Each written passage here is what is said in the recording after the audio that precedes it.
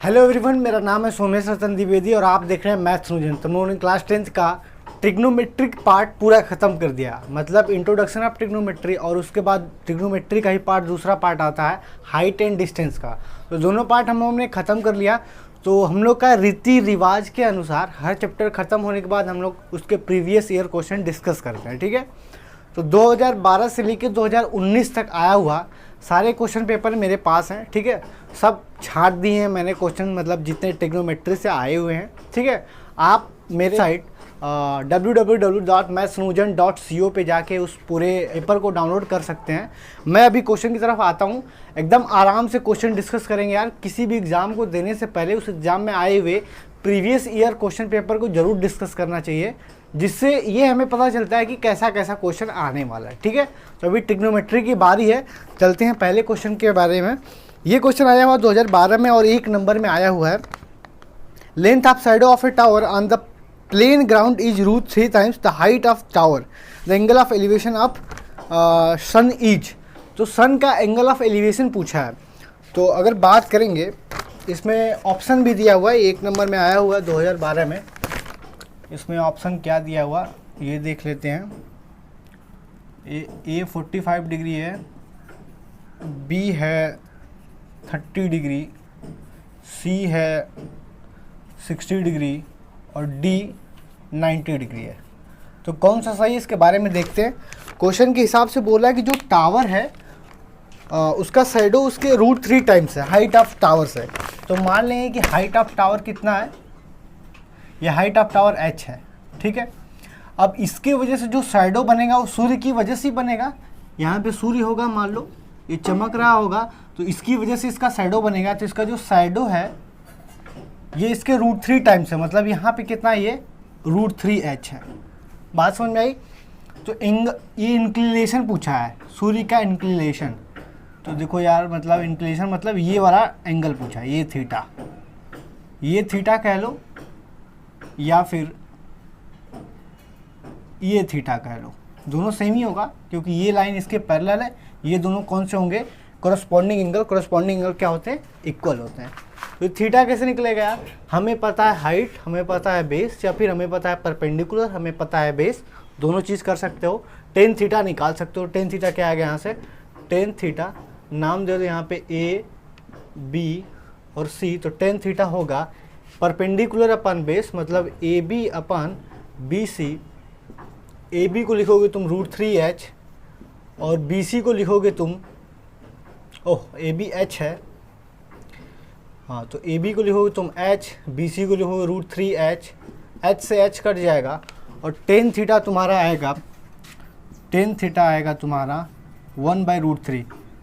किस थीटा पे 1/√3 होता है, 30 डिग्री पे। तो थीटा कितना हो जाएगा, 30 डिग्री, ठीक है।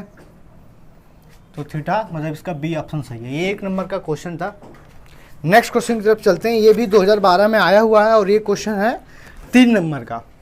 अ kite is flying at a height of 45 metre above the ground, the string attach to the kite is temporarily tied to the point on the ground, the inclination of the string with the ground is 60 degree, find the length of string, ठीक है। तो ये दूसरा question है जो कि 3 number में आया है, इसको देख लेते हैं।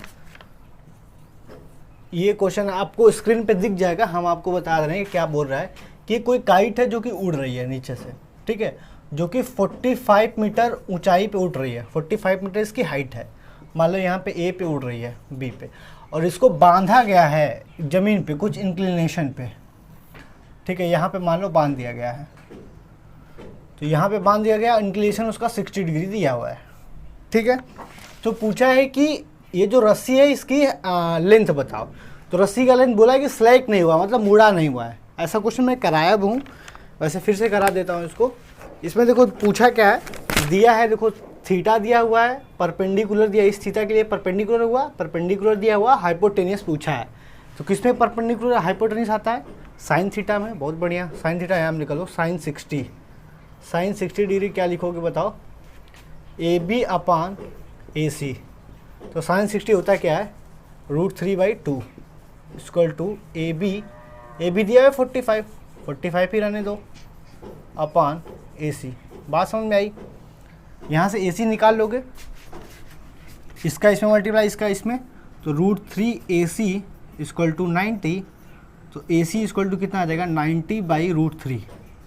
इसको तुम रेशनलाइज कर दोगे तो ये हो जाएगा कितना 90√3/3, काट दोगे तो आ जाएगा 30√3, √3 का वैल्यू रख लो, आ जाएगा आंसर। बात समझ रहे? आसान क्वेश्चन था पर 3 नंबर में था, मतलब इम्पोर्टेंट है। ठीक है, आगे ये जो तीसरा क्वेश्चन है ये आया हुआ है 4 नंबर में। ठीक है, क्या दिया है? Angle of elevation of the top of the hill at the foot of the tower is 60 degree. ठीक है, and angle of depression from the top of tower of the foot of the hill is 30 degree. If the height of tower is 50 metre, find the height of हिल।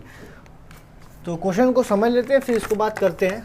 तीसरा question ये आया हुआ है 4 number में। तो एक टावर और हिल के बारे में दिया है। मान लो टावर की हाइट इतनी है, ये A और ये B है, और हिल इससे ऊंचा है C और D है। तो बोला है angle of elevation of top of hill at the foot of tower is 60 degree. तो टॉप ऑफ हिल और फुट ऑफ टावर से एंगल ऑफ एलिवेशन दिया है, तो इसको पहले जोड़ दो और एंगल ऑफ एलिवेशन बना लो। एंगल ऑफ एलिवेशन से ये 60 डिग्री दिया हुआ है। ठीक है, and the angle of depression of from the top of tower of foot of the hill, hill के फुट पे टॉप ऑफ टावर से ये दिया एंगल ऑफ डिप्रेशन दिया है। ठीक है, इसका मतलब ये जो दिया है कितना दिया है 30 डिग्री। ठीक है, मतलब ये एंगल 30 डिग्री दिया हुआ, और ये 50 मीटर टावर का हाइट है। तो ये पूछा है CD, ये इसके बीच में ये E मान लो, तो ये 50 मीटर है, तो ये भी 50 मीटर होगा। बताओ, आसान है। ये C निकालें, अगर C निकल जाए तो आंसर आ जाएगा। दोनों को जोड़ देंगे तो हाइट ऑफ टावर आ जाएगा।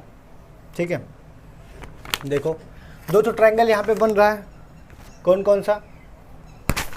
एक ट्रायंगल बन रहा है AED और एक ट्रायंगल बन रहा है BDC, दोनों में परपेंडिकुलर, एक यहाँ पे परपेंडिकुलर और एक यहाँ पे परपेंडिकुलर। तो पहले AED में देखो, AED में देखो tan 30 लगा दो, tan 30 डिग्री कितना है परपेंडिकुलर अपन बेस में, अब DE/AE हो जाएगा, DE/AE, और tan 30 होता है 1/√3, तो D कितना है इसमें 50/AE।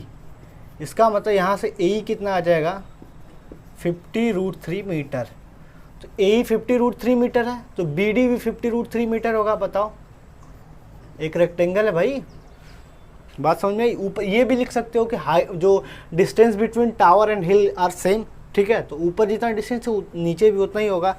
अब AE निकल गया, BD निकल गया, अभी ट्रायंगल BDC में लिखो, फिर से tan 60 लगा दो, फिर से tan 60 लगा लो BDC में। तो tan 60 लिखोगे कितना इसमें perpendicular upon base DC/BD, DC/BD है। अब वो तो अब तो ऐसे भी निकालने की जरूरत नहीं है, DC डायरेक्ट निकल जाएगा ना।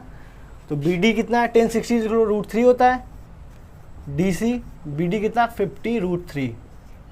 तो यहाँ से DC निकालोगे तो आ जाएगा कितना √3 × 50√3।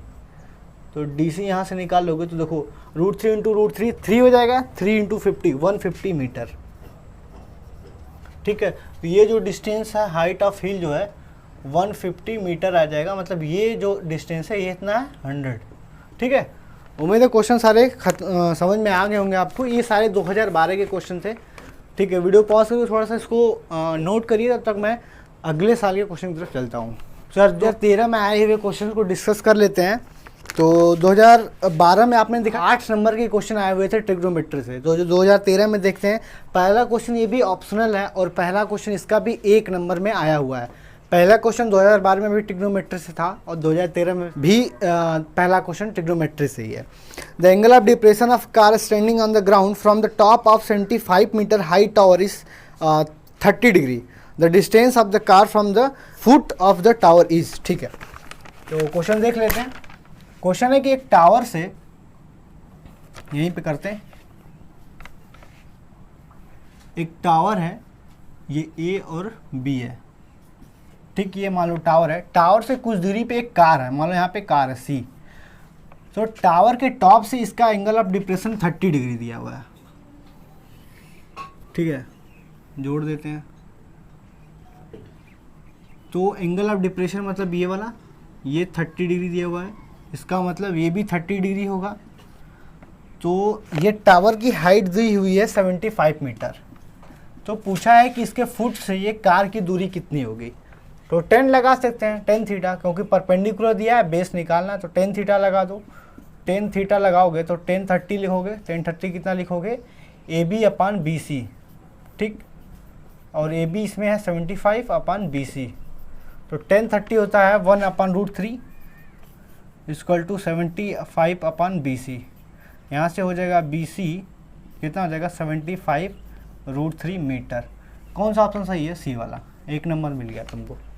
आसान था क्वेश्चन, बहुत ज़्यादा आसान था यार, इससे ज़्यादा आसान क्या लोगे तुम, फ्री का नंबर ये मिल रहा है। आगे 3 नंबर में आया हुआ है question, the horizontal distance between 2 poles is 15 metre, the angle of depression of top of first pole as seen from the top of second pole is 30 degree, if the height of second pole is 24 metre, find the height of first pole. ठीक है, दूसरे question जब चलते हैं। इस पर 2 tower की बात कर रहा है, एक छोटा है एक बड़ा है। तो छोटा टावर मान लो ये है ए बी, बड़ा वाला टावर मान लो ये है सी और डी। तो बड़े वाले के टॉप से देखा जा रहा है तो एंगल ऑफ डिप्रेशन इसका कुछ बन रहा है, ठीक है, मान लेंगे ये एंगल ऑफ डिप्रेशन इसका है। इसके बीच की में डिस्टेंस भी 15 मीटर का दिया हुआ है, ये 15 ये भी 15 मीटर हो जाएगा, आगे 30 डिग्री दिया हुआ है, ठीक है। The angle of depression of top of first pole as seen from the top of second pole 30 degree, if the height of second pole is 24 metre. ये हाइट दिया है 24 मीटर पूरा। तो पूछ रहा है कि इसकी हाइट ए बी की हाइट कितनी होगी, ठीक है। तो हमारे पास एक ट्रायंगल है ए ओ सी, जहाँ पे ये 30 डिग्री तो ये भी 30 डिग्री होगा, ठीक है।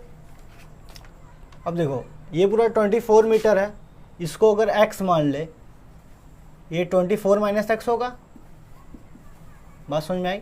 तो ट्रायंगल ए ओ सी में 10 30 लगाओ, तो 10 30 लग जाएगा कितना, x अपान 15 परपेंडिकुलर अपान बेस हो जाएगा, और 10 30 होता है 1 upon √3, 1 upon √3 equal to x अपान 15, ठीक। यहाँ से x की वैल्यू कितनी आ जाएगा 15 अपान √3, इसको रेशनलाइज करो, √3 से मल्टीप्लाई, √3 से डिवाइड, ठीक है। आसान था क्वेश्चन। आगे यहाँ से x की वैल्यू आ जाएगी 15 √3/3 करेंगे तो 5 से काट देंगे तो 5 √3 आ जाएगी, ठीक है। तो ये जो दूरी है ये पूरी दूरी 5 √3 है, ठीक है। और अगर इसकी दूरी बताएं, ये ए बी की हाइट बनाए तो ए बी डी ओ के बराबर होगा। तो डी ओ कितना है, डी ओ अगर निकालना हो यहाँ से ए बी बराबर डी ओ बराबर 24 माइनस एक्स मतलब 24 माइनस 5 √3, ठीक है। उसके बाद सॉल्व कर लोगे, √3 का वैल्यू रखोगे, 5 √3 का वैल्यू पूरा आ जाएगा, 24 में से माइनस कर लोगे, आंसर आ जाएगा, ठीक है। आसान क्वेश्चन था, ज़्यादा दिमाग नहीं लगाना था। चलते हैं तीसरे क्वेश्चन की तरफ जो कि आया हुआ है। तो चलते हैं थर्ड क्वेश्चन की तरफ जो कि 4 नंबर में आया हुआ है। ऐसा क्वेश्चन मैंने करवाया हुआ है, मैं उसको पढ़ता नहीं हूँ, मैं आपको समझा देता हूँ कि क्वेश्चन क्या कह रहा है।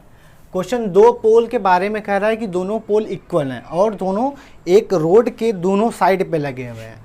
तो मान लो ये पोल, ये ए बी पोल है और ये सी डी पोल है, ठीक है। और इनके बीच में जो रोड है वो 80 मीटर चौड़ा है। तो मान लो कि ये डिस्टेंस जो है, ये रोड है, ये 80 मीटर है, और बोल रहा है कि एक इन्हीं के बीच में कोई पॉइंट है P, कोई पॉइंट P है। तो मान लो कि ये P मान लेंगे, वो बीच में नहीं है, ये भी ध्यान देना। और इस P पॉइंट से एक पोल का एंगल ऑफ एलिवेशन 60 डिग्री है और एक पोल का 30 डिग्री है। तो ये देखो, ये इससे अधिक दूरी पे P है, तो इसका जो एंगल होगा वो क्या हो जाएगा, 30 डिग्री हो जाएगा, ठीक है। और ये जो है ये हो जाएगा 60 डिग्री। पूछ रहा है कि दोनों की हाइट बताओ और P पॉइंट से इसकी दूरी बताओ। तो देखो ये पूरा 80 मीटर है ना, 80 मीटर है। तो अगर हम इसको x मान लेंगे तो ये कितना हो जाएगा 80 माइनस x, ठीक है। अब इसी पे 2 ट्रायंगल हमें पता है, राइट एंगल वाला, दोनों में tan थीटा लगा दें, फटाफट हो जाएगा। तो अगर इन ट्रायंगल ए बी पी में tan 30 लगाते हैं, tan 30 डिग्री, तो क्या करेंगे, A B upon B P लिखेंगे, A B upon B P. तो यहाँ से ए बी की वैल्यू देखो कितना आ जाएगी, A B equal to 1030 into B P. बात समझ में आई। 1030 कितना होता है 1/√3 और बी पी की वैल्यू 80 माइनस एक्स है। इसका मतलब ए बी की वैल्यू होगी 80 माइनस एक्स अपान √3। ये पहला इक्वेशन है, आसान था, ठीक है। फिर नेक्स्ट की तरफ चलते हैं, और लगाते हैं ए पी सी डी में, फिर से लगाओ 1060। तो लिखेंगे 1060 इक्वल टू लिखेंगे सी डी अपान पी डी, मतलब सी डी अपान एक्स। यहाँ से सी डी का वैल्यू हो जाएगा एक्स 1060, मतलब 1060 का वैल्यू होता है √3, मतलब √3x।